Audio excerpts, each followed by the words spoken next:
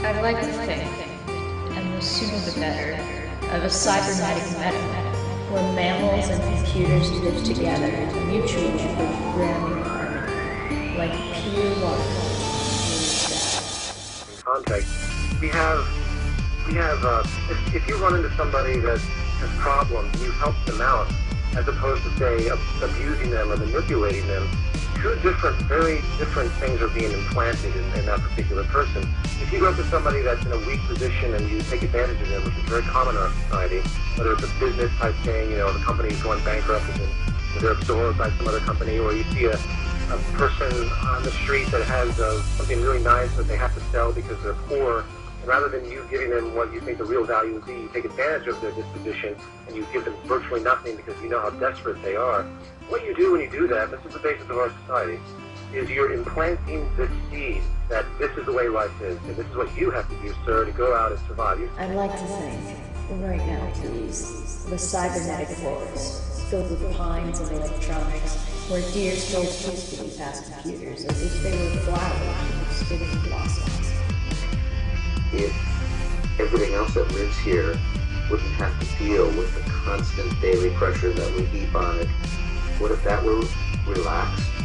How would everything else alive invade our spaces, take over, replenish or restore, or we could create something new? And also, what would it do with all the stuff that we would leave behind? Everything from our materials to our buildings, our infrastructure, some of our beautiful things like our artwork, and also some things like all the carbon dioxide that we've dug out of the ground and pumped up into the atmosphere. I'd like to think it has to be the cybernetic ecology, where we are free of our labors, enjoying back nature, return to our manly brothers and sisters, and all watched over like machines of loving grace.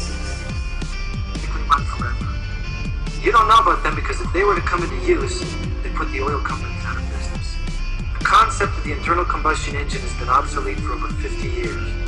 But because of the oil cartels and corrupt government regulation, we and the rest of the world have been forced to use gasoline for over 100 years. Big business is primarily responsible for destroying the water we drink, the air we breathe, and the food we eat. They have no care for the world they destroy, only for the money they make in the process. How many oil spills can we endure? Millions and millions of gallons of oil are now destroying the ocean and many forms of life it supports. Among these is plankton, which supplies 60 to 90% of the Earth's oxygen. It supports the entire marine ecosystem, which forms the basis of our planet's food supply. But the plankton is dying. I thought, well, let's go to some remote state or country, anywhere on Earth. But in doing a little research, I realized that these people broker toxic waste all over the world. They basically control the legislation, and in fact, they control the law. The law says no company can be fined over $25,000 a day. If a company is making $10 million a day by dumping lethal toxic waste into the ocean, it's only good business to continue doing this. They influence the media so that they can control our minds. They've made it a crime to speak out for ourselves, and if we do so, we're called conspiracy nuts and we're laughed at. We're angry because we're all being chemically and genetically damaged, and we don't even realize it. Unfortunately, this will affect our children. We go to work each day, and right under our noses, we see our car and the car in front of us spewing noxious and poisonous gases that are all accumulating poisons. These poisons kill us slowly, even when we see no effect. How many of us would have believed if we were told 20 years ago that on a certain day we wouldn't be able to see 50 feet in front of us? That we wouldn't be able to take a deep breath because the air would be a mass of poisonous gas? That we wouldn't be able to drink out of our faucets, that we'd have to buy water out of bottles? The most common and God-given rights have been taken away from us. Unfortunately, the reality of our lives is so grim nobody wants to hear it. Now I've been asked what we can do. I think we need a responsible body of people that can actually represent us rather than big business.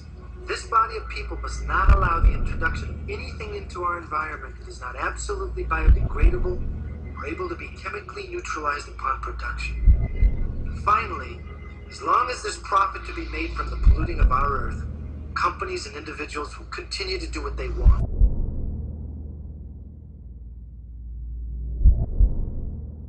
I'd like to think